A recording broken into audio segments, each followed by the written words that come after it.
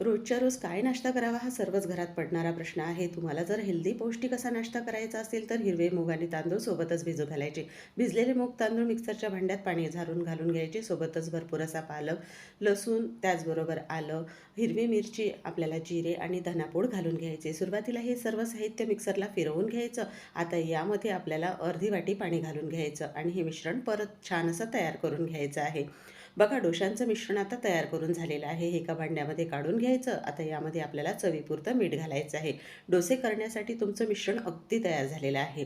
पण डोशासोबत खाण्यासाठी चटणीही लागणारच आहे. तर आता आपण चटणी करूया. तर इथे कांदा, टोमॅटो, त्याचबरोबर आपल्याला लसूण पाकळ्या, हिरवी मिरची, आलं आणि यावर चमचाभर तेल घालून सर्व साहित्य भाजून घ्यायचं. आता यामध्येच आपल्याला कढीपत्ता घालून घ्यायचा भरपूर असा आणि कोथिंबीर, त्याचबरोबर सुकी लाल मिरचीसुद्धा यामध्ये घालून घ्यायची आणि परत छान खमंग असं हे भाजून घ्यायचं आहे. थोडं थंड करून घ्यायचं आणि आता हे आपल्याला मिक्सरच्या भांड्यामध्ये काढून घ्यायचं. मीठ चवीनुसार आणि पाणी घालून फिरवून घ्यायचं. आता चटणी बघा अगदी खाण्यासाठी तयार आहे. आता तुम्हाला जर यावर तडका घालायचा नसेल तर तशीही खाऊ शकता. पण आता तडका घालून घेणार आहोत. जिरे, मोहरी, त्याचबरोबर सुकी लाल मिरची आणि आपली चटणी खाण्यासाठी अगदी तयार झालेली आहे. चला मग आता आपण डोसे तयार करायला घेणार आहोत. तर आता डोसे तयार करण्यासाठी छान कडकडीत असा तवा आपल्याला गरम करून घ्यायचा. आपण मिश्रण एकदा सर्व आपण व्यवस्थित असं एकत्र करून घेणार आहोत.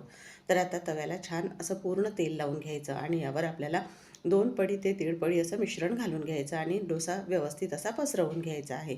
आता वरून यावर थोडंसं तेल घालून घेणार आहोत. वरची बाजू छान सुकल्यानंतर यावर लाल तिखट घालून घ्यायचं आणि बारीक चिरलेला कांदा, कोथिंबीर घालायची आणि आता बघा वरून हलकासा याला रंग येऊ द्यायचा आणि डोसा पलटवून घ्यायचा. तुम्हाला जर ही डिटेल रेसिपी हवी असल्यास खालील त्रिकोणावर नक्की क्लिक करा. तुम्हाला डिटेल रेसिपी मिळून जाईल आणि तुम्हालाही नाश्त्याचा प्रश्न पडत असेल तर नक्कीच ही हेल्दी रेसिपी ट्राय करून बघा. रेसिपी आवडल्यास एक लाईक करून चॅनललाही सबस्क्राईब करायला विसरू नका.